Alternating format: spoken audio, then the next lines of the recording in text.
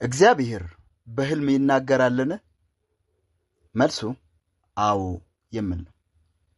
መጽሐፍ ቅዱስ እግዚአብሔር ከሰዎች ጋር ከሚግባባባቸው መንገዶች አንዱ ሕልም እንደሆነ በግልጽ ያስተምረናል።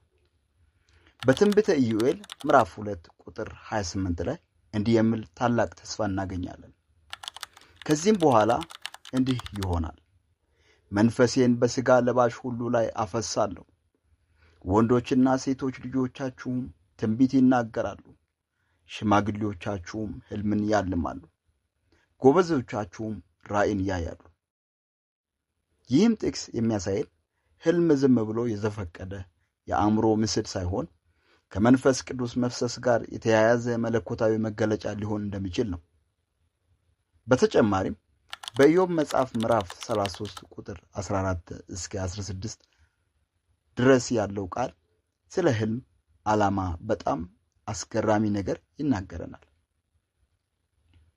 እግዚአብሔር በአንድ መንገድ በሌላም መንገድ ይናገራል፣ ሰው ግን አያስተውለውም።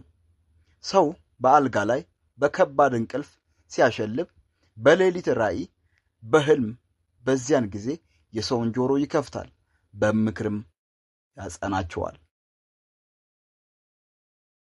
እነዚህ ጥቅሶች ሶስት ታላላቅ እውነታዎችን ያሳዩናል። አንደኛ፣ እግዚአብሔር ይናገራል። እኛ በንቃት ላይ ሳለን በአካባቢያችን ባሉ ጫጫታዎችና ትኩረትን በሚሰርቁ ነገሮች ምክንያት የእግዚአብሔርን ድምፅ ሳንሰማ ስንቀር እርሱ እኛ በጸጥታ በተኛንበት ሰዓት ጆሮአችንን ይከፍታል። ሁለተኛ፣ ሕልም ማስጠንቀቂያ ነው።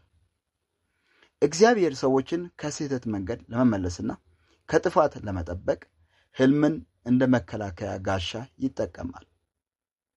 ሶስተኛ፣ ምስጢርን መግለጫ ነው።